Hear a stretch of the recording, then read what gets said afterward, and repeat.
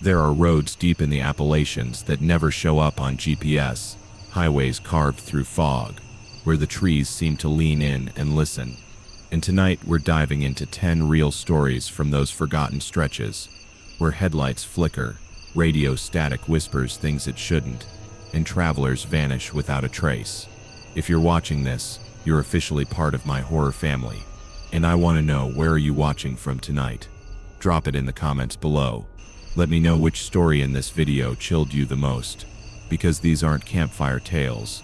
They're pulled from real reports, trucker logs, and voices that were never heard from again. Smash that like button. It helps this story reach more horror fans like you. And hit subscribe if you want us to keep bringing you tales from the dark side of the map.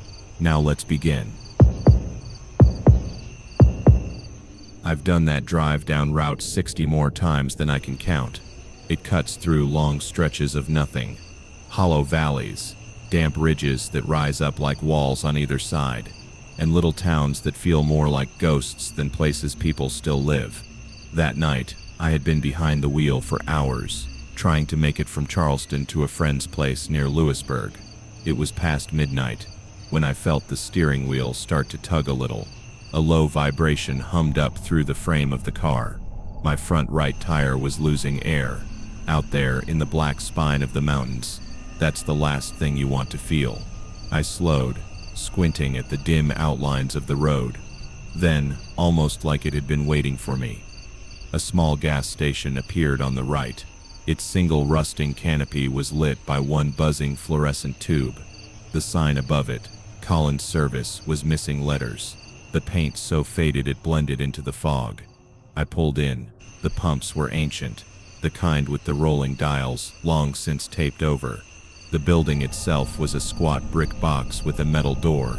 A thick rusted padlock clung to the latch. No lights inside, no movement, dead, still. It was shelter from the road. I parked near the side and climbed out. The mountain air was cold and damp. It smelled of wet stone and mildew, with just a trace of rot, like old leaves left too long in a gutter. I crouched down by the tire. My flashlight beam cut across gravel slick with rain. The hiss was faint but steady. I traced the rubber with my hand, searching for the leak, when I heard it crunch, a single footstep. Behind me, I froze, the kind of freeze where your chest tightens and you almost hold your breath to stop from making any sound. Another step, slower this time, dragging across loose gravel. I turned. The beam of my flashlight swung across the lot, cracked concrete weeds pushing through, broken glass glinting. Nothing. Empty. But the sound had been real. I felt it more than I heard it. The weight of someone there, close. I took a step back, scanning the shadows. That's when I noticed the door. When I first pulled in, it had been locked. I remember staring at that corroded padlock, thinking how useless the place was, but now it hung loose, swaying slightly. The door was cracked just wide enough for darkness to spill out. The fog pressed in tighter around the building. I shone my light at the gap. The inside looked hollow, empty. But the smell, it seeped out at me. Damp, sour, something like wet plaster and mold. A sound rattled faintly inside, like wood shifting or a shelf settling. I don't know how long I stood there, watching, waiting for something to move in that slit of black. My skin prickled, every sense straining. Finally, I shut the flashlight off and stepped back toward my car. I didn't want to give away where I was, but even in the dark, I could feel the open door pulling at me, waiting. I climbed back into the driver's seat and shut the door, the slam echoing too loud in the valley. My fingers shook as I tried to breathe steady. I told myself it was nothing, just the wind, just an old door, not latched right. But I couldn't stop staring at it in the rearview mirror. That crack of black against brick, it hadn't been opened before. I should have left, even with the baton. I should have turned the ignition and kept going until I hit the next town. But fear does strange things.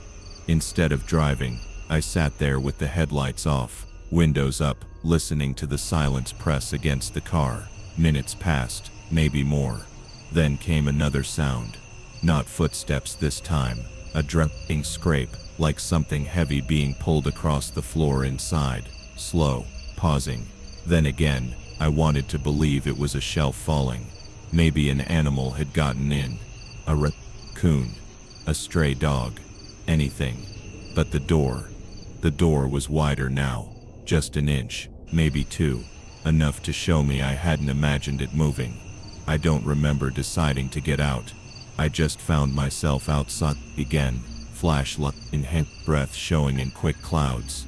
I told myself I just needed to make sure it wasn't some drifter squatting inside. That if I ignored it, I'd always wonder. The gravel crunched under my boots as I moved closer. My light caught the padlock on the ground. It wasn't broken. The clasp wasn't cut. It was unlatched. I reached the door. The smell was stronger. Wet wood, rot, and something faintly metallic. My stomach turned.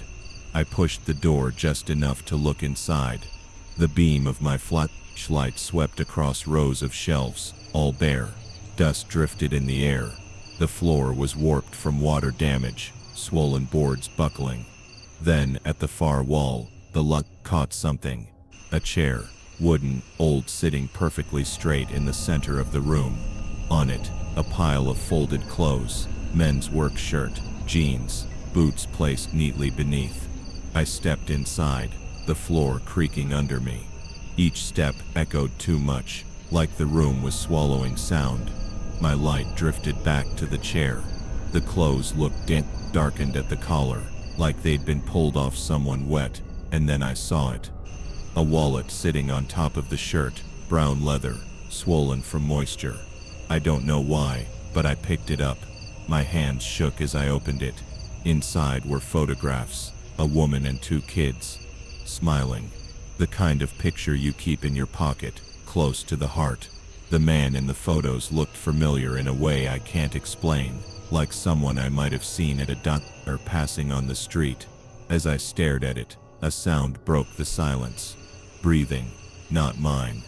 Behind me, slow, deliberate, just at the edge of the room. I spun, flashlight jerking across warped walls, empty shelves, broken glass, nothing. The doorway gaped open, fog spilling in. The breathing stopped.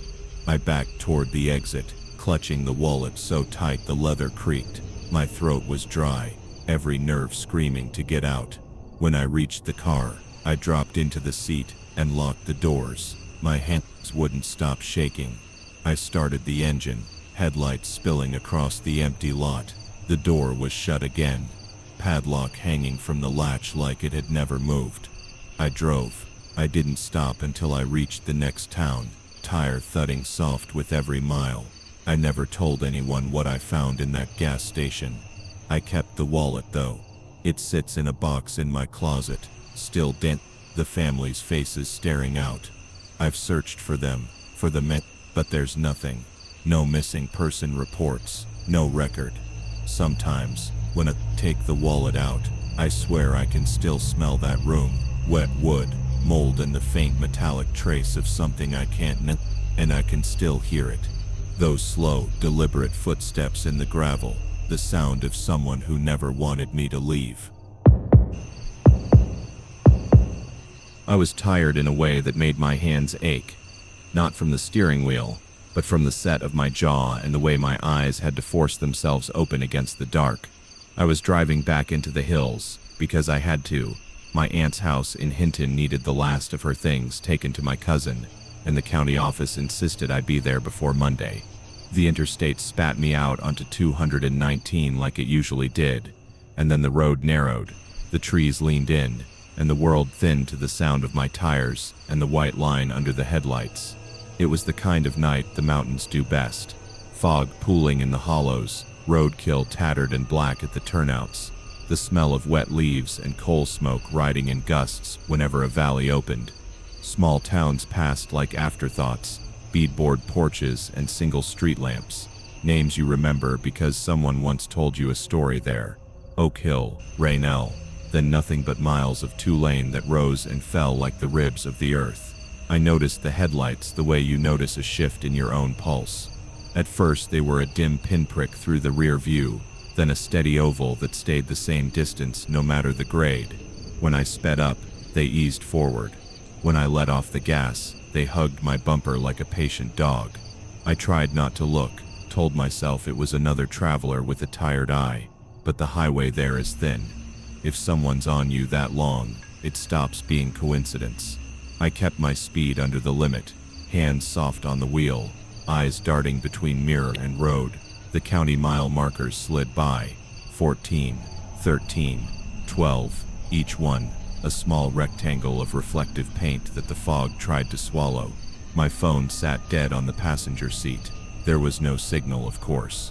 The headlights followed, patient, and even no flash of brights to signal annoyance. No weave, like a car driven by someone who had nothing else to do that night but keep pace.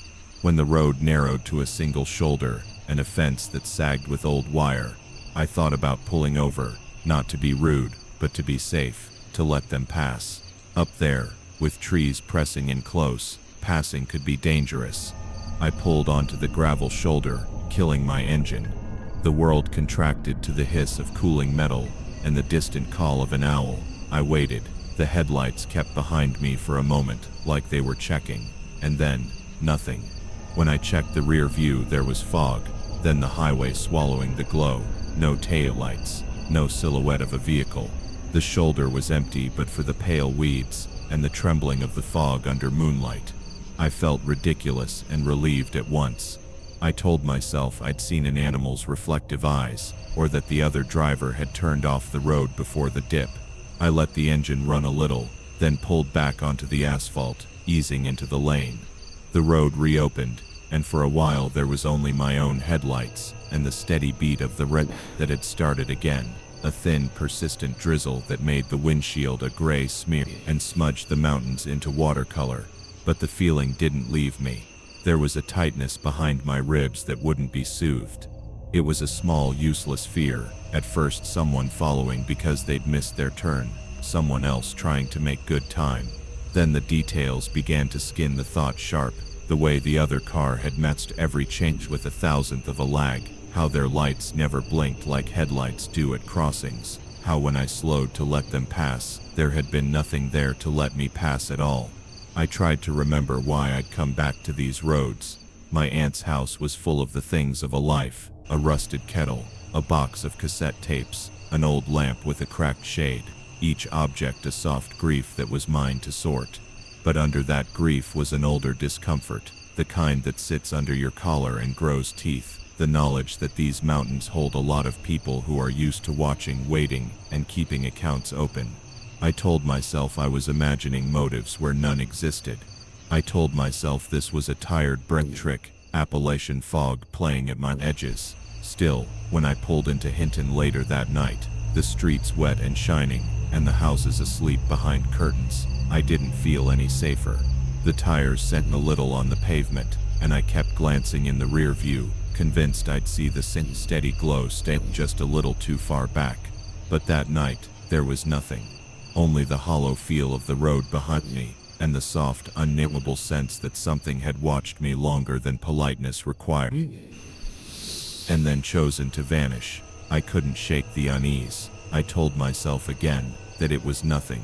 I told myself the mountains made shapes and the mind assigned them stories, but I slept poorly. And when I woke the next morning, the road felt closer, like a thing that had found purchase in my mind, and would not let go. There are small towns in West Virginia that keep their sleep like an inheritance. The barber's lawn mower rests beside the porch. The church bell still hangs silent. Morning there smells of coal and wood smoke, and the fog that lives in the hollows hangs like a shawl across the landscape. I went into Hinton to pick up the key to my aunt's spare shed, and to sign a stack of papers I didn't want to think about. It should have been simple. I walked around the house the way people do when they are trying to remember what they have to do next. Check the mail, sweep the porch, take the kettle off the stove. In the corner of the yard, under a sagging peach tree, I noticed fresh tire imprints leading from the road, cutting across the grass and stopping at the old split rail fence. They were deep and recent. The mud at the edge still clung to the treads. Someone had driven off-road there, into the shoulder where I had pulled the night before. My stomach dropped. I followed the impressions with my eyes. They led up to the shoulder, then ended in a smear. As if a truck had slowed and stopped, the driver stepping out to watch the lane. I ran my hand over the wet dirt and found pieces of gravel embedded in the rubber. The pattern matched neither my car nor the county's work truck parked down the street. I stood there for a long time, listening to a cardinal, the clatter of dishes from inside the house. The ache of being observed that had settled in me the night before became a physical thing now. Whoever had been on that road had been closer than the empty horizon made them seem. They had been close enough to step from their vehicle and stand in the fog until they decided to move on. Inside my aunt's kitchen I found the ledger she kept, a hand-stitched book of names and dates that made her life into a list. I flipped through out of habit. People wrote notes in the margins, calls returned, wood stacked, sugar loaned. On the last page, under a faded grocery list, someone had scrawled a short line in a hand I didn't recognize. Do not trust the road. The words were smudged, as if written with a wet finger. There was no signature, no date, just those capitals heavy and certain. I pressed my thumbs to the paper until my knuckles hurt. A visitor, I thought, a neighbor warning her, or a presence. But the way the letters had been formed, the pressure low, the strokes cautious, made something pull tight inside me. The mountains keep their warnings simple and made of meaning, and this one sat like a stone in my shoe. That afternoon I walked back toward where my car had been parked on the shoulder. The gravel had been disturbed again, like someone circling a spot and leaving. There were prints, not only the deep tire marks but the ghost of boot heels too small for a man's work boot, too neat for a farmer's. Beside them, tucked under a rock like a secret, lay a scrap of paper. It was damp and ink had run, but I could make out one word: remember. I don't know why finding that scrap felt worse than any other discovery. Maybe because memory is not a place you can check. It's a pressure that builds and then leaks. I thought of the ledger, of the anonymous handwriting. I thought of the headlights that had matched my speed and then evaporated. A slow dread began to unfold inside me, not from an immediate threat, but from a realization that someone had taken care to watch me, to mark me in a way that meant they expected me to notice. That night, I drove back to the city with my fingers white-knuckled on the wheel. I kept glancing into the mirror, waiting for the patient oval of light to appear again. It didn't, but the feeling of being accounted for stayed. In the weeks after, I tried to put it to rest by returning only in daylight, by bringing a friend, by changing my route. None of it mattered. Small things collected. A cigarette butt on my porch with a breath I didn't smoke. A shoe print on my driveway that didn't match mine. A message carved into the inside of my aunt's pantry door. 3 short scratches like tally marks. Once on a lonely stretch, I slowed to read a faded county sign and noticed the exact spot where months before I had walked away from a car that wouldn't start, and then, because I was young and stubborn, had left someone asleep on the back seat and driven off. It was a memory I had told myself I had buried. A night of arguments, a sudden lure, a promise made and then broken. The headlights in my rear view that night could have been chance, could have been a stranger. But memory is a greedy thing. It arranges facts around guilt until they fit. Now every time I take that road, I leave a small light on in my dashboard and drive with the radio low. I watch the mirror and close my eyes when I have to. The scrap of paper is folded in my jacket pocket. The ledger page is still in the box of things I couldn't bear to toss. I can't say anyone meant to hurt me. I can't say what they meant at all. All I know is this: someone learned to follow the hush of my life and kept their notes on a path I thought I traveled alone. The mountains keep their own counsel. They don't explain. They only show you what you can obey. And sometimes, more often than I can stand, they give you proof that someone else has been sitting where you thought you were the only one, watching the light fade into the valley and waiting to see if you would come back.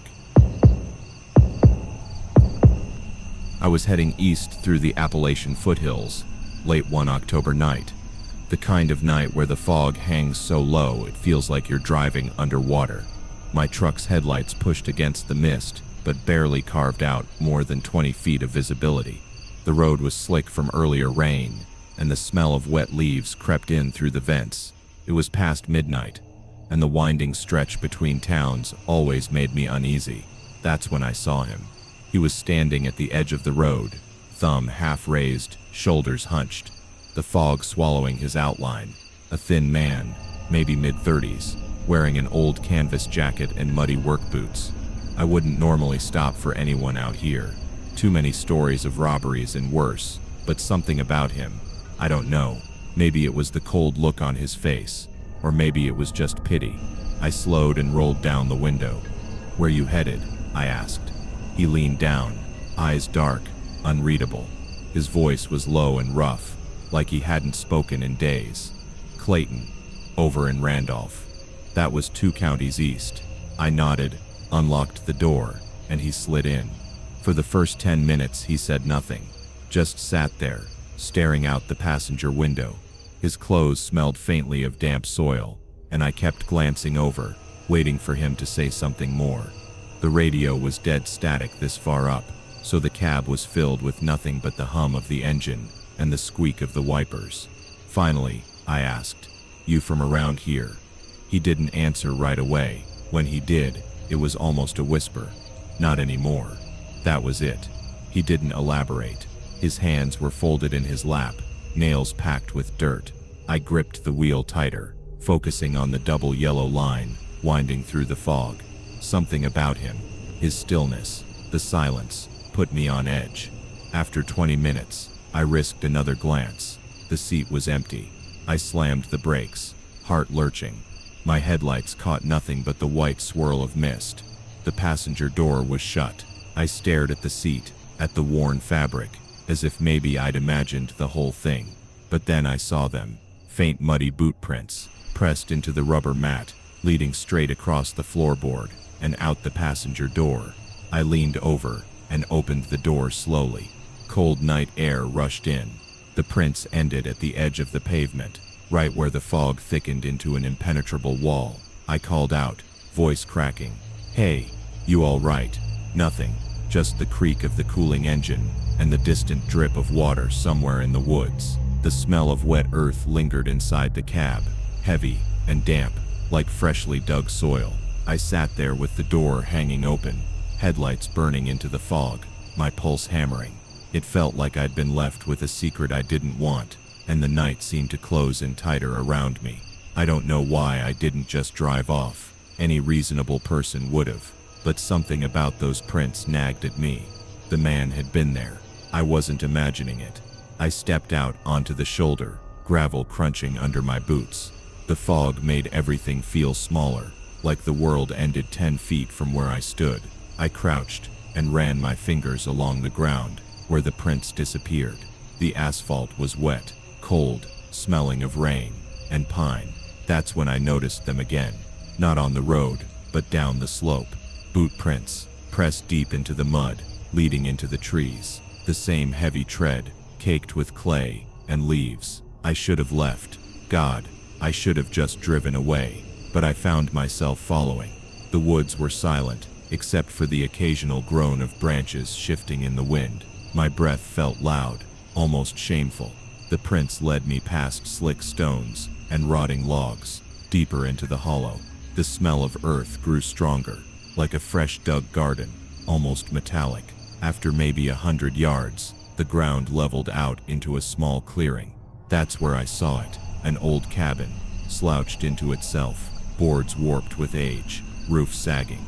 No light, no movement, just a structure abandoned to the woods. But the prints, they went straight to the front steps. I climbed them, wood, damp, and soft, under my weight. The door hung slightly open, and when I pushed it, the hinges groaned loud enough to echo. Inside was worse. The smell of soil hit me like a punch. The air was damp, heavy with mildew.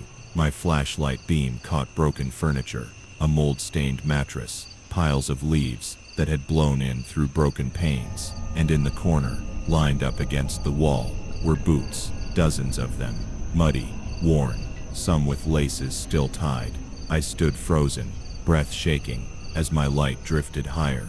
Above the boots hung coats, old work jackets, flannels, canvas, the kind you'd see on men who worked the mountains decades ago. Some still had dirt clinging to the sleeves. My stomach twisted.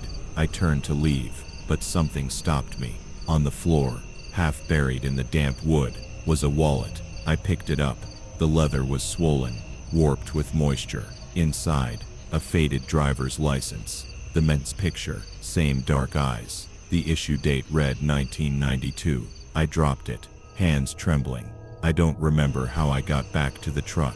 The next thing I knew, I was behind the wheel, engine roaring, gravel spitting as I tore down that mountain road. I didn't stop until the fog thinned, and I saw the lights of a gas station on the county line. I sat there in the lot, shaking, smelling my hands. They still carried that damp, earthy scent, like I'd been digging. I scrubbed them raw in the bathroom sink, but the smell lingered for days after. I never told anyone. Not the cops, not friends. How could I explain it? A man who disappeared mid-ride. Tracks that led to a cabin filled with the remnants of people who never came back. Sometimes, when I drive that stretch again, I catch myself glancing at the shoulder, looking for him, wondering if I'll see that outline in the fog again. Thumb raised, waiting. And every time, I wonder if I hadn't stopped, would someone else have seen those prints instead of me? Would I be the boots on that wall? I had been driving for hours. The kind of late-night drive where the road stops looking like a road and starts feeling more like a ribbon someone dropped across the mountains. Kentucky backroads in the Appalachians are unforgiving. Narrow shoulders, no lights, and miles of thick trees pressing in. So close you feel like they're leaning over the car. My GPS had cut out an hour earlier, and my phone showed a hollow no service at the top of the screen. I told myself it didn't matter. I'd driven these kinds of roads before, but when the engine coughed once, then again, and finally gave up, the silence that followed hit harder than I expected. No hum, no headlights on the bend ahead, just the thin clicking of the cooling engine and the faint buzz of insects in the trees. The air smelled like wet bark and mold, that damp rot that creeps up from the ground after a recent rain. I sat there with my hazard lights blinking red against the trees, the pulse of it bouncing shadows across the empty road. My chest tightened. I tried the ignition again. Nothing. Just the sound of the starter grinding uselessly. My hands shook against the wheel, more from nerves than from cold, though the night air had that wet Appalachian chill that seeps into your clothes. That's when I saw the glow of headlights in the rearview mirror. Relief hit me first. Finally, someone. The lights slowed as they drew closer, then cut off entirely. The sudden darkness swallowed the road behind me. A truck door opened with a metallic creak, echoing too sharp in the quiet. When the man stepped into view, I expected him to wave, maybe ask if I needed help. He didn't.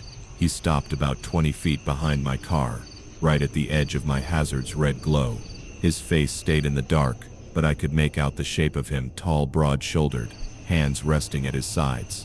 He didn't move, didn't say a word. I locked my doors immediately. The sound of the locks clicking echoed too loud inside the car. I kept my eyes on him, waiting for him to explain himself, to ask if I needed a ride, a phone, anything. But he just stood there. The hazards flashed red, painting him for a second, then plunging him back into shadow over and over.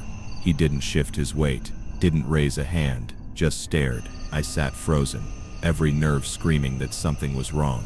My phone was useless. My horn felt too loud to touch, so I stayed still, gripping the steering wheel like it could anchor me. Minutes stretched. My mouth went dry. The smell of damp earth drifted stronger through the vents. Then, without a word, the man turned, walked back to his truck, and climbed in. The engine never started. Instead, the truck rolled forward past me, slow and deliberate. No headlights cutting the road ahead. The taillights never came on. The sound of his tires on the gravel faded until it was just me again, alone in the dark. That silence was worse than his presence. I don't know how long I sat there before I finally shut off my hazards. The forest pressed in even closer without their light. I told myself I'd wait until dawn, but deep down, something had already settled in my chest, dread heavy and certain, like I wasn't supposed to be on that road at all. Sleep never came. Every time I closed my eyes, I saw the man standing there again, washed in red, not moving, not speaking. By the time the sky started lightening through the fog, my nerves were raw. My car wasn't going anywhere, and I needed to move. I packed my bag with the essentials, wallet, water bottle, flashlight, and started walking. The road stretched forward in a gray haze, the fog hanging so low it felt like I was walking through smoke. My shoes sank into the mud at the edges, pulling at each step. The silence pressed heavy. No birdsong, no engines, just the occasional drip of water falling from tree limbs onto the asphalt. The only sound was the echo of my own footsteps. About a mile in, I noticed something odd. Tire tracks, faint but clear in the damp gravel shoulder, matched the direction I was walking. Wide, heavy treads. They weren't fresh, but the mud around them hadn't fully dried either. The truck. I kept walking, though every part of me wanted to turn back. Another mile, and I came to a bend where the fog thickened so much I could barely see a few yards ahead. That's where I smelled it. Burnt oil, sharp and bitter. I slowed, and the tracks veered off toward a narrow dirt pull-off on the right. At the end of that pull-off sat the truck, the same shape, the same color, parked half-hidden under leaning pines. No lights, no plates I could see through the mist. The cab was empty, both doors shut, but the driver's side window was down, and rain had soaked through the seat, leaving dark patches across the cracked vinyl. A half-empty bottle of water lay in the cup holder, label peeled away. I stood there too long, staring. My skin prickled with the sense of being watched, though the trees gave no sign of life. I finally forced myself to move, circling wide back onto the road. That's when I noticed the other detail. Across from the truck, just off the road in the brush, was a pair of deep impressions in the mud, boot prints, pointed toward the tree line. They disappeared into the undergrowth. I didn't follow. The rest of the walk blurred. Old fence posts leaning like broken ribs, a bird's nest rotting on the ground, an abandoned house with boards nailed haphazard across its windows. I passed it all without stopping, every sense fixed on the idea that the man could step out at any moment. By the time I reached a gas station just outside a small town, my legs were trembling. I borrowed the clerk's phone and called for a tow, but even standing in the fluorescent lights with people around me, I couldn't shake the memory. The silence, the way he watched without speaking, the deliberate roll of his truck with no lights. I never told anyone the details, not the way my chest still seizes when I see headlights in the mirror at night. Not how I dream about him standing there in red flashes, unmoving, as if he's waiting for me to unlock the door. The car got fixed, life moved on, but that night clings to me like the damp in those woods, because out there in the Appalachian dark, sometimes the scariest thing isn't what a stranger does, it's what they don't. The fog rolled in so thick that night, it felt like the world had been erased beyond the reach of my headlights. I'd been driving for hours, cutting across the Appalachians on one of those long, lonely highways where cell service blinks in and out, and the occasional green reflector post is the only sign you're not just circling inside a void. The dashboard clock glowed faintly, 3:14 a.m. My eyes were dry and heavy, so I cracked the window, hoping the cold night air would keep me awake. The air that slipped in was damp, almost metallic, carrying the sour scent of wet leaves and road tar. I slowed to a crawl, trying to orient myself. That's when I heard it, children's laughter. It wasn't faint either. It carried from the woods just off the shoulder, sharp, bright, playful in a way that didn't belong to this hour or this place. I froze, one hand on the wheel, the other gripping the door. I knew this stretch of highway well enough to know there were no towns nearby, no houses for miles, and certainly no schools or playgrounds. I let the car idle in the fog, leaning slightly out of the window. The laughter came again, several voices, maybe 3 or 4, giggling and squealing like kids chasing each other in a game of tag. But underneath it, I thought I caught something else. The faint snap of twigs, the sound of quick, darting footsteps through wet underbrush. My mind scrambled for explanations. Maybe it was a trick of the wind, or coyotes, or some late-night hikers camping off trail. But the sound had a clarity to it, a familiarity, that felt almost too real to dismiss. I should have kept driving. Every part of me knew it. But curiosity mixed with unease, and before I could think better of it, I pulled the car onto the gravel shoulder. I left the engine running and stepped out, boots crunching softly on grit. The fog pressed in around me, swallowing the highway behind and ahead, until there was nothing but a dim glow where my taillights bled into the mist. The woods to my right rose steeply, a wall of dark pines and bare-limbed trees. I could see maybe 10 feet in before the fog thickened into a solid sheet. The laughter rang out again, closer this time. My chest tightened. I stood there for a long moment, straining my ears, and then it stopped. Just like that. No fade, no trailing off. Silence fell so complete, it was almost violent. I waited, my breath hanging pale in the air, but the woods gave nothing back. No crickets, no owls, no shifting of branches in the wind. Just the deep, heavy stillness of a place that didn't want me there. I turned back toward the car, ready to leave this whole thing behind, but something caught my eye. A small shape near the ditch, half hidden in the wet grass. I bent down, brushing moisture off a plastic surface. It was a toy, a red Matchbox car, scuffed along the sides with one wheel missing, cold and slick in my hand. I turned it over, and for some reason the cheap little thing sent a shiver through me, as if it didn't belong here, as if it had been waiting. My gut told me to drop it and walk away, but instead I slipped it into my jacket pocket and climbed back into the driver's seat. The laughter never returned, but for the rest of the drive, I couldn't shake the feeling of eyes lingering somewhere in the fog. When I finally pulled into a roadside motel just before dawn, the toy was still burning a hole in my pocket. The motel was one of those old places built in the 60s, the kind where every door opened to the parking lot, and the neon sign outside flickered like a dying firefly. I paid cash at the front desk, barely speaking to the woman who slid the key across the counter. She didn't look up at me, and I didn't blame her. I probably looked like hell. The room smelled faintly of mildew and cleaning chemicals, the carpet still damp in spots, as if it had been shampooed too quickly. I dropped my bag on the sagging bed and emptied my pockets onto the nightstand. My keys, my wallet, and the toy car. It sat there under the dull yellow lamp, its missing wheel casting a tiny sharp shadow against the wood. I showered, trying to shake off the night, but even with the water pounding against me, I kept thinking I heard muffled voices outside, faint bursts of laughter cutting through the steady hum of the pipes. Each time, I shut the water off and stood dripping, waiting, but the sound never came again. By the time I lay down, exhaustion swallowed me whole.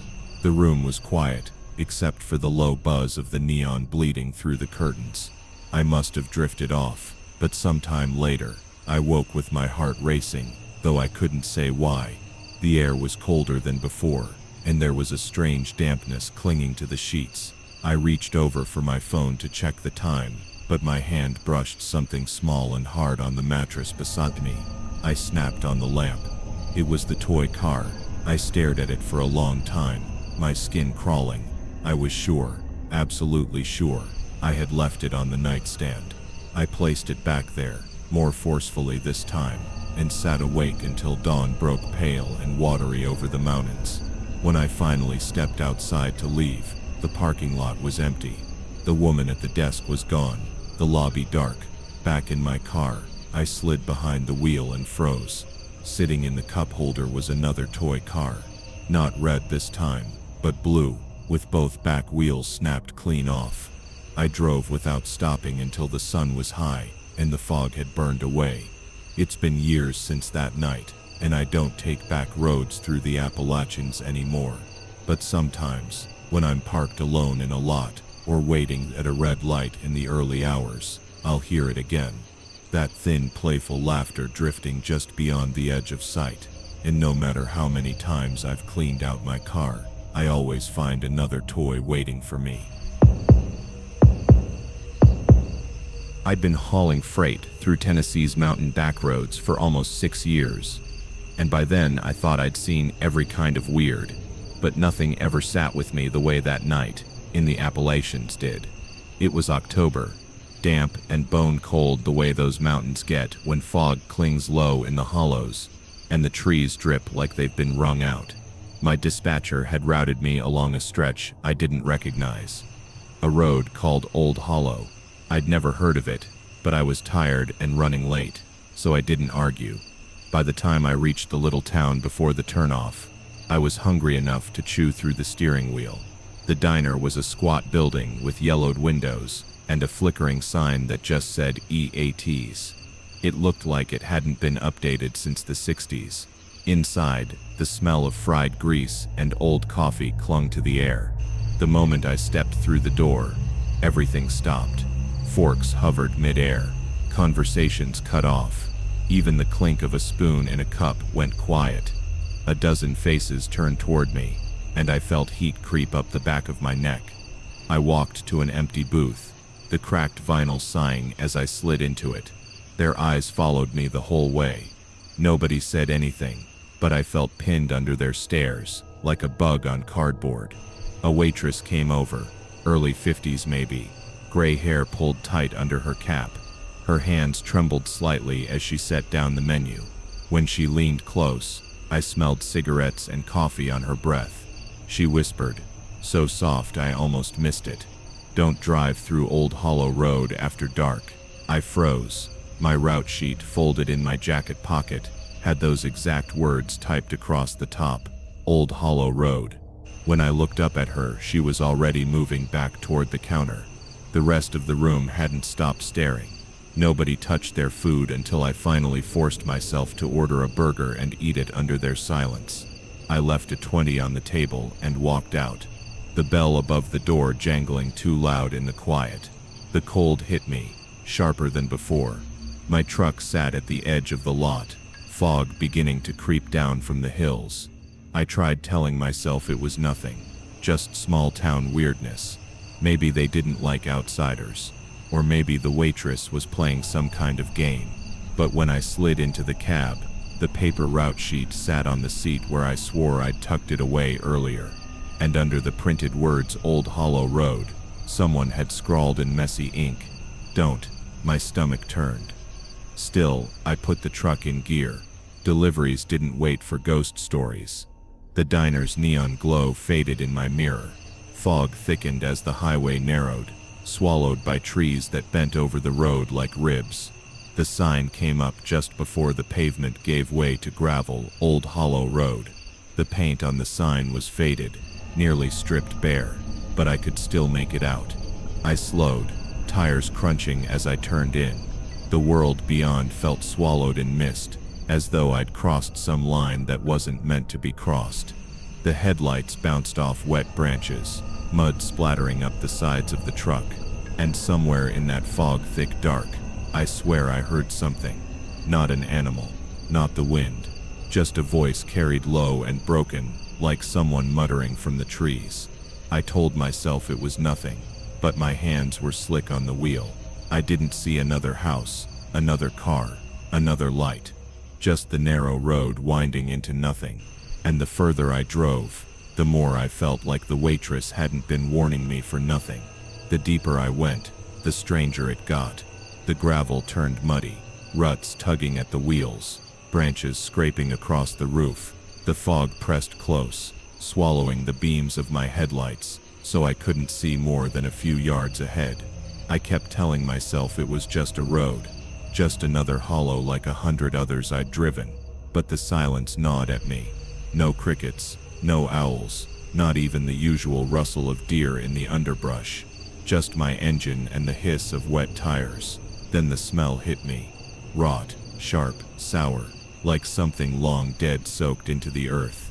It pushed through the vents and clung to my throat. I cracked the window for air, but the stink only grew stronger. A shape loomed in the fog, an old farmhouse, sagging against the hillside, windows black and broken. The porch had collapsed inward, the roof bowed under years of rot. But what stopped me cold was the light. A single bulb burned in one upstairs window, faint and yellow like a dying lantern. I slowed to a crawl. The smell was strongest here, thick as if it bled from the ground itself. My gut twisted. The waitress's voice echoed in my head.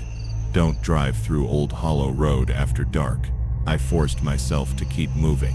My eyes wouldn't leave that lit window until the fog swallowed it whole. Another mile on, something flickered in the beams, a signpost driven into the mud. The board nailed across it was warped, letters carved deep but crude, no through road. Turn back. But the road sheet said to keep going. My delivery stop was listed miles ahead. I gripped the wheel and pushed forward. The road narrowed, hemmed in by steep rock walls and slick trees dripping with rain. My headlights caught something white between the trees. At first I thought it was litter, a plastic bag or tarp, but as I passed I realized it wasn't. It was a shirt, torn, mud-soaked, snagged on a branch at shoulder height. I don't remember making the decision, but my foot eased off the gas. Every nerve screamed that I shouldn't stop, yet I couldn't look away. I left the truck idling and stepped out. The air was colder than it should have been, fog curling against my face, damp and heavy. The shirt was stiff, stained dark along the sleeves. I touched it with one finger and yanked back. It was still wet. That smell of rot was stronger here, pushing bile up my throat. I stumbled back into the cab, slammed the door, and locked it. My hands shook as I shifted into gear. I don't know how fast I went after that, just that the road twisted tighter and the fog pressed thicker, until I thought I'd never see another highway again. When the road finally spilled me out onto blacktop near the interstate, I pulled over and killed the engine. My chest heaved. My palms stung from how hard I'd gripped the wheel. I checked the delivery sheet. The stop for Old Hollow was gone, vanished. The paper ended with the town I'd left hours back, as if no one had ever scheduled me to go through that hollow at all. I didn't sleep that night. Every time I closed my eyes, I saw that lit window in the farmhouse, glowing faint through the fog. I've driven 1,000 back roads since then, but I'll never set foot on Old Hollow Road again. And even now, years later, sometimes when I roll down my window on mountain nights, I catch that smell of rot in the trees, faint and sour, like the hollow hasn't let me go. I was driving home because I had nothing else to do. The city had squeezed itself empty over the last year.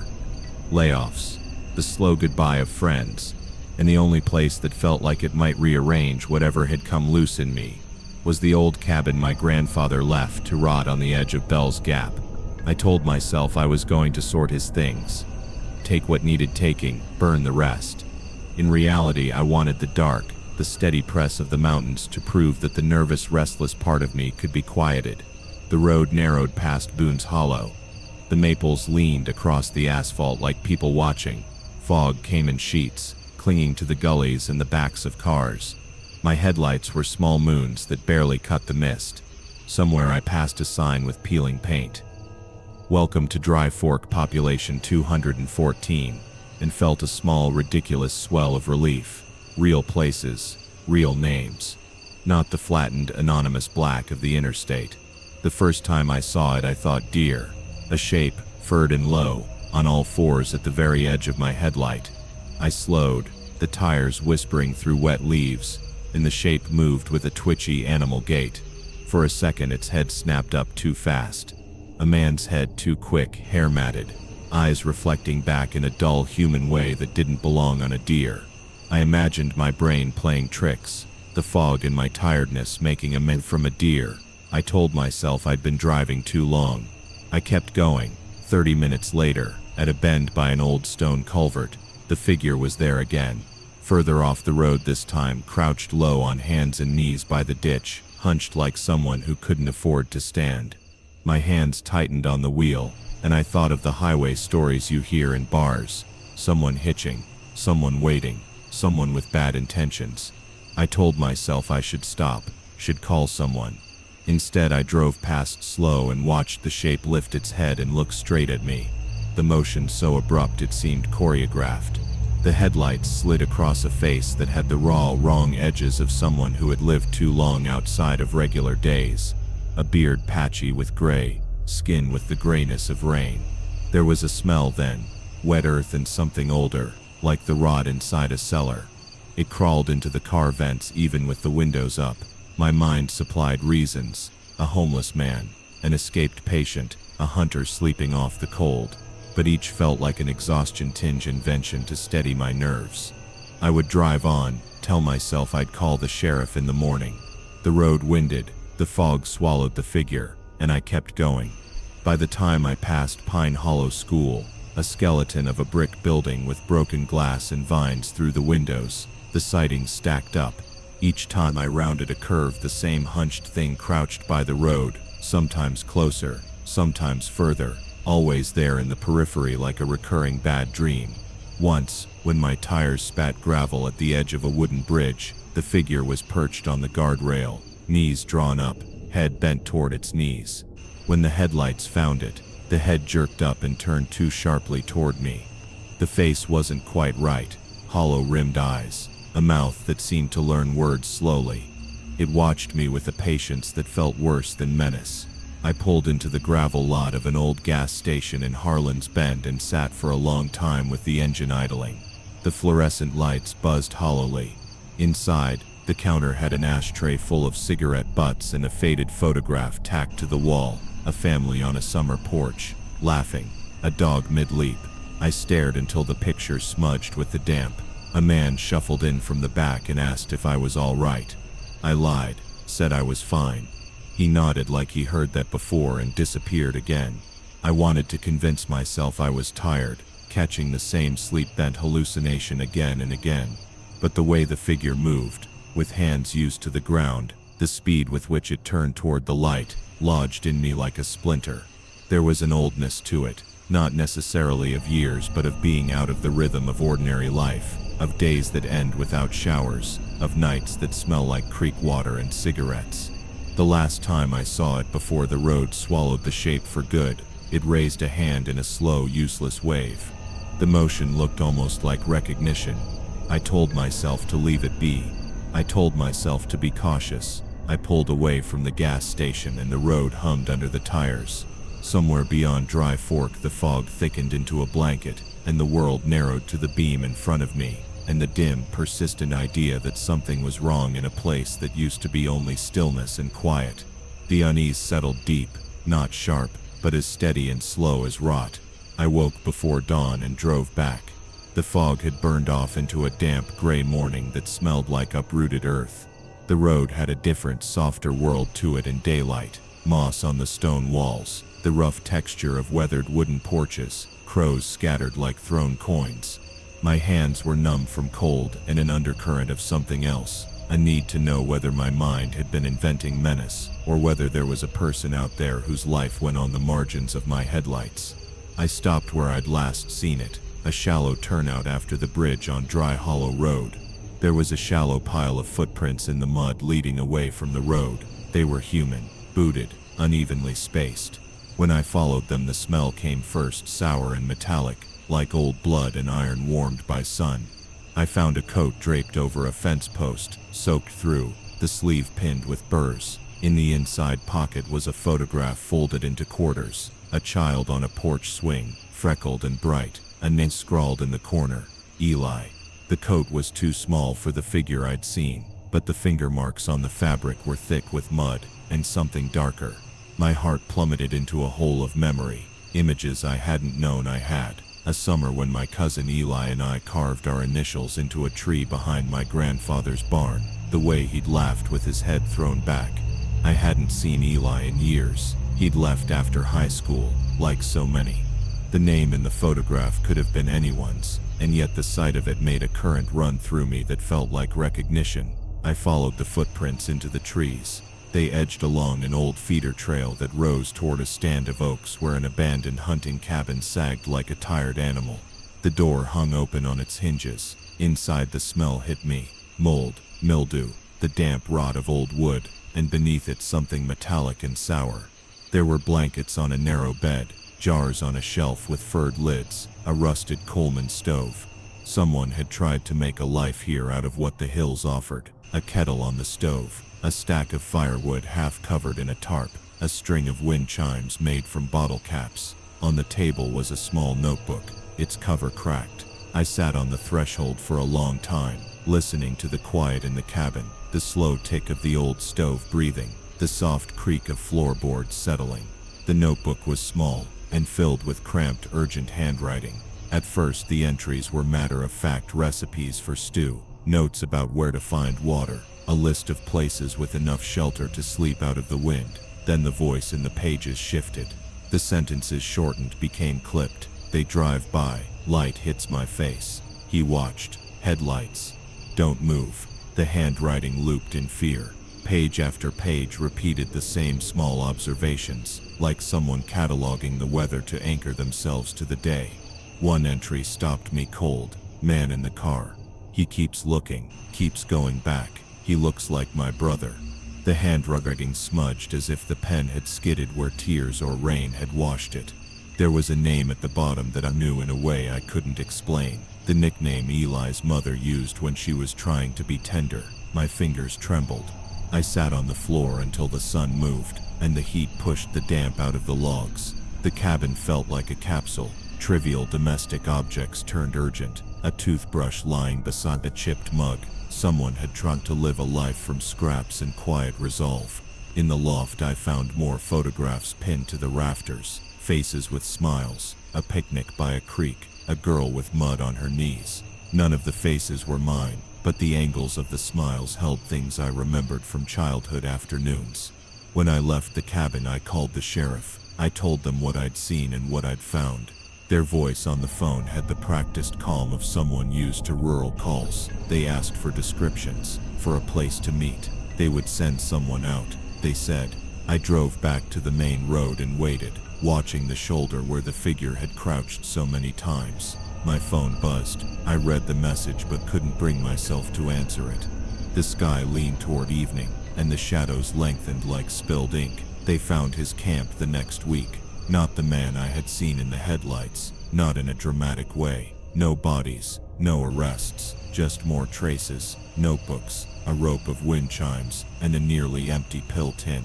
The sheriff said the man had been seen around these parts for years, that he kept to the woods, that sometimes folks fed him, sometimes they ignored him. They used the word transient, like a bandage over something messy. I drove past the places where I'd seen him that night, and found the same hollow feeling, too much that looked like evidence of a life, and too much that refused tidy explanation. The thing that bothers me most, that I carry with me now when I stand at the sink washing a coffee cup or wake in the dark, imagining the bend in the road, is not the image of him crouched in the fog. It is the way I recognized a photograph folded in a pocket, the way a scrawled name on a page could slide open a shutter in my skull that I had latched years ago. I have gaps I can't account for, nights I've blacked out with only a smear of memory to show. The face in the headlights could have been a stranger's, could have been Eli, could have been any number of things. What I cannot decide, and what keeps me up more nights than I like to admit, is whether I ever stopped for someone, whether I drove past because I was afraid, or because the part of me that could have helped was already folded away. Sometimes when it rains hard and the road shines like a mirror, I think I see the crouched shape in the reflection of my rear view. I tell myself the sensible things, that the hills hold people who fall through the cracks, that memory is a sieve, but the sound of those pages turning, the small patient voice in that notebook keeps returning. The story did not resolve itself into neat facts. It left me with a slow, persistent question that sits in my chest like a stone. What do you do when the hills keep one of their own, and you are not sure whether you were a passerby, a witness, or something worse? I had been on the road for nearly 7 hours, winding through the gray-bellied mountains of eastern Tennessee and slipping across the state line into North Carolina. The rain had followed me the whole way, sometimes light, sometimes heavy, but always enough to smear the windshield and press a damp heaviness into the air inside my car. By the time I reached the stretch near Bakersville, I was bone-tired, my head fogged from too much caffeine and too little food. When the neon sign of a roadside motel blinked faintly through the mist, I felt more relief than I'd admit. The sign buzzed against the drizzle, Blue Ridge Lodge in faded blue tubing, one letter half burnt out.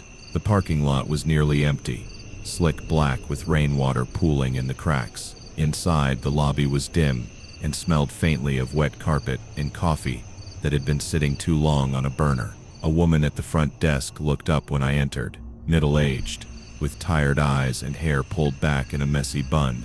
She gave me the kind of polite half-smile that didn't quite reach her face. "Need a room?" she asked, her voice raspy, like someone who smoked too much or didn't sleep enough. I nodded, handed over my card, and signed the register. She slid a brass key across the counter with the number 5 scratched into its tag. Her hand lingered on it a little too long before letting go. When I stepped back into the drizzle and walked toward the row of rooms, something about the silence unsettled me. No sound of televisions, no muffled voices through thin walls, just the rain ticking on the eaves and the low hum of the fluorescent parking lot light.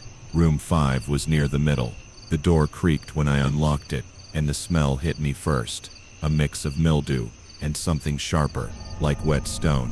I dropped my bag just inside and turned on the lamp by the bed. The bulb flickered before holding steady, casting a weak yellow glow over the room. That's when I noticed it. The bedspread was pulled back, sheets wrinkled, and the mattress was still warm. Not like someone had been there earlier in the day. It was fresh, body heat warm, like someone had just gotten up. I froze, every nerve in me tensing. My first thought was maybe housekeeping had just finished, though the sheets didn't look changed. Then I saw the floor. Dark, wet footprints tracked across the threadbare carpet. They led from the bathroom door, which stood slightly ajar, straight to the closet at the far end of the room. The prints had dried at the edges, but still gleamed wet in the middle, as if whoever made them had walked through rain only moments before. I stood there for what felt like a full minute, listening. The rain outside, the hum of the light, nothing else. My breathing felt too loud in the small space. Cautiously, I stepped forward, eyes flicking between the bathroom and the closet. My hand hovered near the closet handle, but didn't touch it. The thought of opening it made my chest tighten. Instead, I backed out, shut the door, and locked it behind me. I told myself it was probably nothing, a careless cleaner, a leak, a trick of my tired brain. But when I tried to sleep in my car instead, parked under the sickly glow of the motel light, I couldn't. My mind kept replaying the footprints, the fact that they stopped at the closet, not away from it. And the worst part wasn't the footprints, or the warmth of the bed. It was the faint smell that clung to my jacket after only minutes inside the room. Damp wood, mildew, and something faintly metallic, like old blood or rust. I sat awake in my car until the rain eased and dawn began to color the mountains in pale gray. I didn't go back inside, but part of me wishes I had, because what I discovered the next morning was worse. The motel office was locked when I tried to return the key. Curtains drawn, no sign of the woman from the night before. The parking lot was emptier than I remembered too, only my car and a rusted pickup with flat tire. The key felt heavy in my hand, so I left it on the counter through the gap in the glass door, and decided I'd just leave. But curiosity tugged at me, the kind you know you should ignore, but it gnaws until you give in. I walked back to room 5. The door was still locked, just as I'd left it, but when I slid the key in, the knob turned without resistance. The sheets were pulled tight this time, neat, crisp, like a hotel manual's idea of clean. The footprints were gone. The carpet was slightly damp, as if it had been shampooed recently, but it carried that same mildew smell. Something in me whispered to leave, but I couldn't. I went to the closet. My hand trembled as I reached for the knob, and when I opened it, the light from the bedside lamp spilled over a narrow, empty space, just hangers rattling faintly against one another. But on the wall, behind where coats might hang, was a dark smear, faint, almost scrubbed away. But there, a handprint, flattened against the wood paneling. The shape was unmistakable. I backed away, stomach twisting. In the bathroom, the tile was clean, too clean, still wet from being wiped down, but the mirror held a faint streak, as if someone had dragged their hand across it while the glass was fogged. I left then, stumbling out into the sharp morning air. The mountains were shrouded in low mist, and the motel looked smaller than it had at night, almost fragile. But that smell clung to me, the damp, the metallic tang. On the drive out, I stopped at a gas station in town. I asked the clerk if the Blue Ridge Lodge had been open long. He frowned, shook his head. That place, it shut down a couple years back. Can't imagine anyone still working there. I didn't know what to say. I didn't go back to check. I just got in my car and kept driving deeper into North Carolina. Every curve of the mountain road heavy with the feeling I'd brushed against something I wasn't supposed to see. I've tried to forget, but sometimes at night, when the rain hammers the roof and the house creaks, I catch that smell again. Mildew, damp wood, something metallic underneath. And I wonder if I left something behind in that room, or if something from that room followed me. I'd been driving since before dawn, winding my way through the Appalachian backroads, the kind of roads that never seem to end. Fog clung to the valleys like dirty cotton, and every few miles a rotting barn or collapsed cabin would appear out of the tree line, then vanish behind me. I was exhausted, my eyes burning from staring at headlights bouncing off the mist, when I spotted a rest stop sign, faded and half covered with vines. I took the exit without thinking twice. The parking lot was cracked and uneven, weeds sprouting up through the asphalt. My headlights swept over the concrete bathroom building, a square bunker with peeling paint and a rusted tin roof.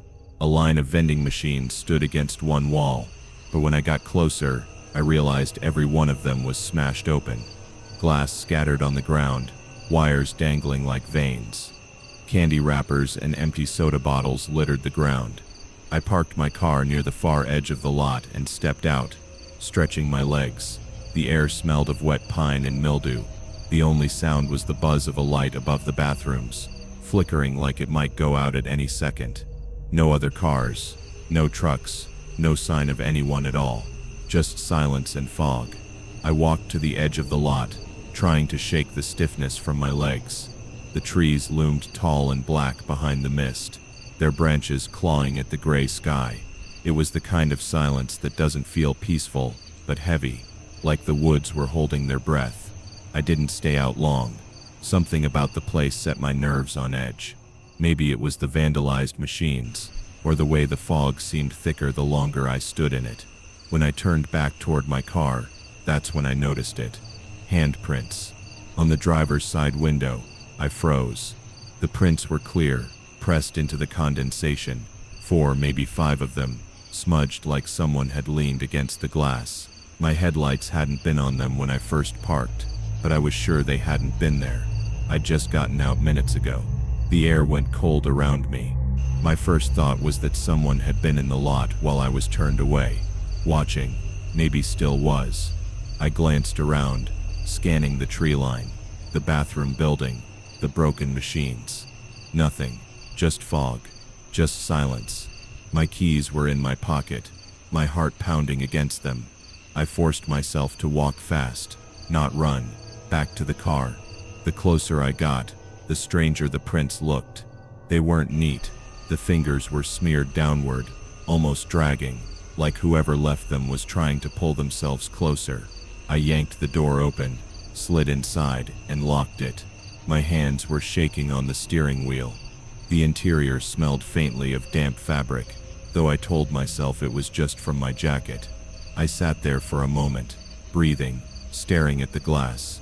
The handprints began to fade as the window dried, leaving nothing behind but faint smudges. I turned the key in the ignition, headlights cutting through the fog.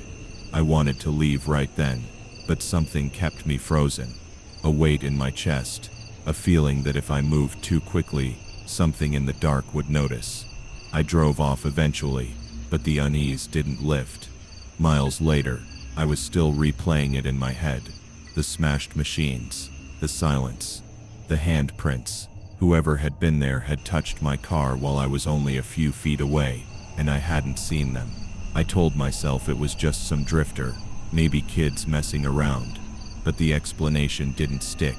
Not when the road wound deeper into the hollows, the fog swallowing the edges of my headlights, and the trees closed in so tightly it felt like I was driving inside a tunnel. Every sound from the car seemed louder, the thrum of the tires, the faint rattle of something in the trunk, my own breath echoing in the cabin. I kept glancing at the windows, half expecting another smear of handprints to appear. It was maybe 20 minutes later when I saw the figure. At first I thought it was a deer, standing at the edge of the road. I slowed, my hands tightening on the wheel, but as the headlights cut across, I saw it was a person, standing just off the shoulder, facing me. I drove past without slowing further. I didn't look directly, just caught the outline in my peripheral vision. Tall, still, shoulders slumped forward. No car, no bag, nothing that explained why they were standing there. When my rearview mirror caught the spot again, it was empty. My pulse hammered. I kept telling myself not to pull over, not for anything. But the road seemed endless. No other cars, no signs of life, just me and that mist. Another 20 minutes, and the gas light came on.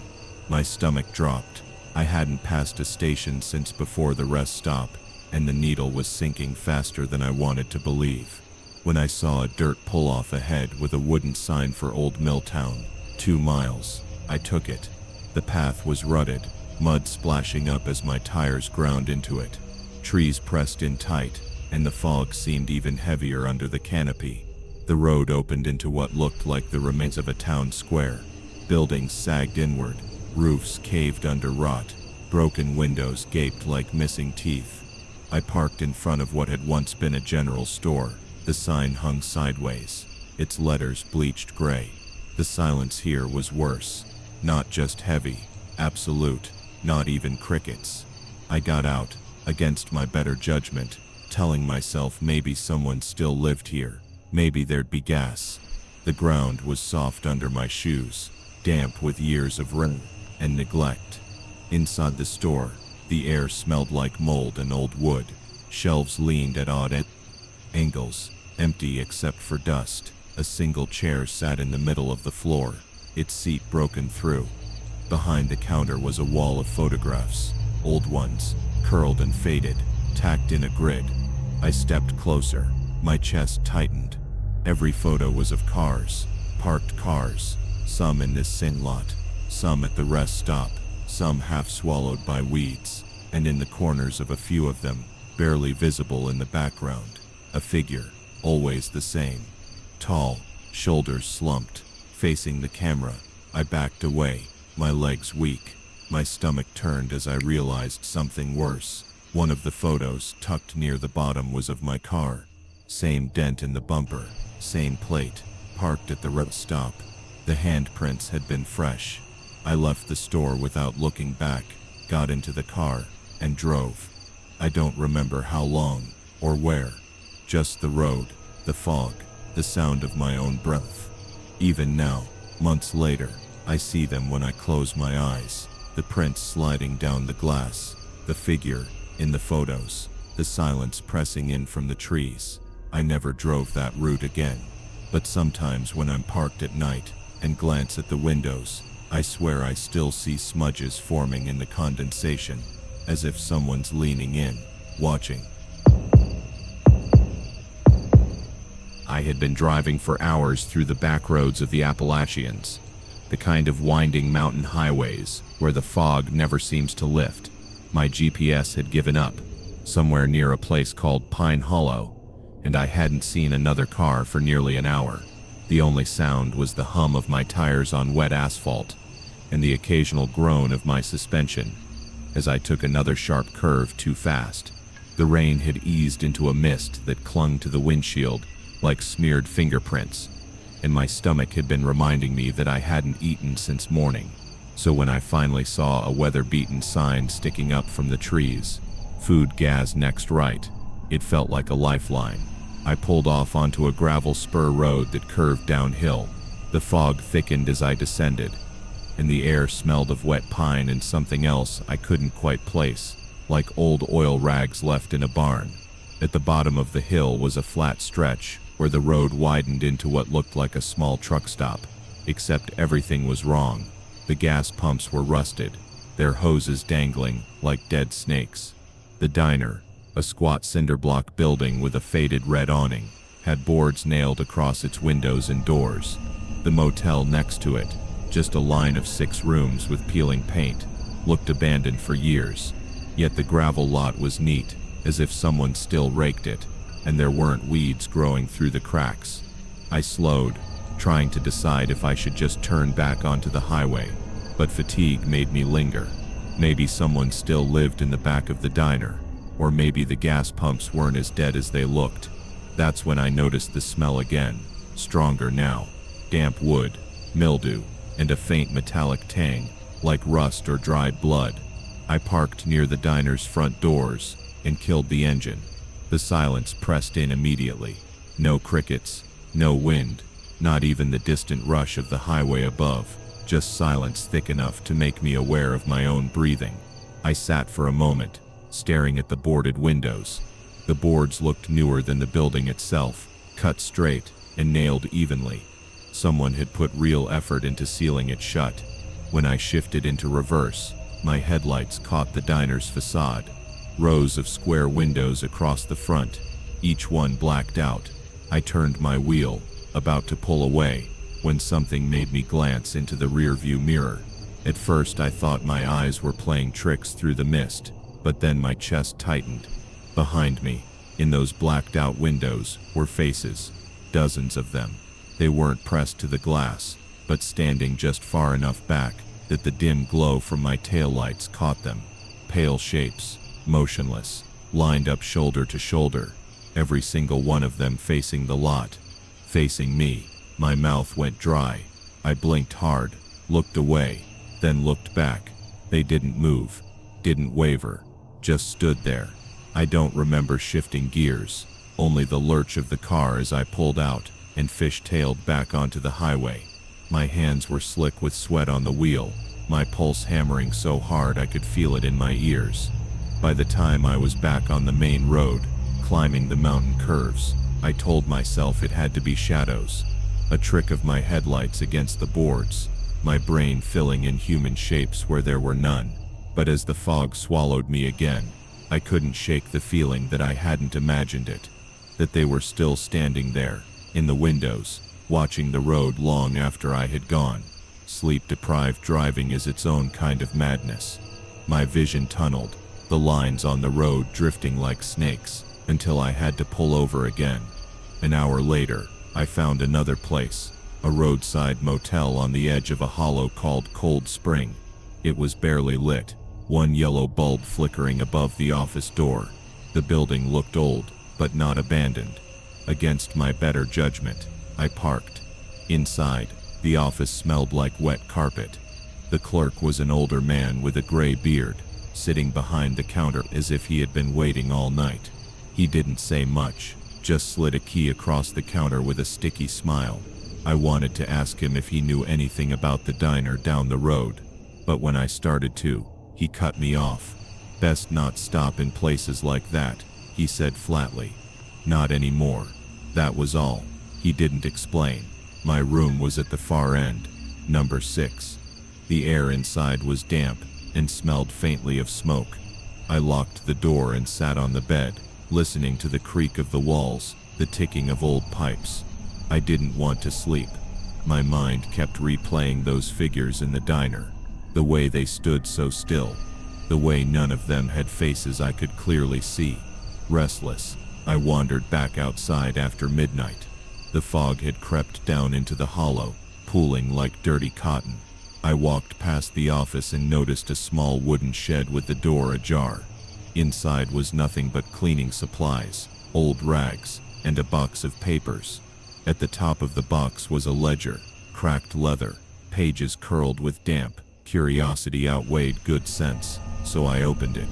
The handwriting was cramped, neat, names, dates, and room numbers. At first, it looked like a normal motel log, but then I saw the column on the far right. Next to certain names, the clerk had written diner in small deliberate letters. The pattern sank into me like ice. Every week or two someone's name had that note, always in quotes, always diner. I flipped back years. The entries went on, and the word appeared again and again. Something creaked outside the shed.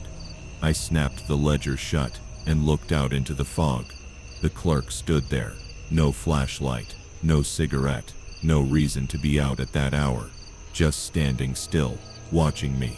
I put the ledger back and walked past him without a word. My throat felt tight, my body telling me not to run. Back in my room, I locked the door, shoved a chair against it, and sat awake until dawn. I left before the clerk was awake, or maybe before he chose to be. I never went back to that town, never told anyone what I saw. But sometimes, when I'm driving through the mountains at night, I'll catch myself checking the windows of old buildings, and I swear, I still see them. Standing perfectly still, facing the road,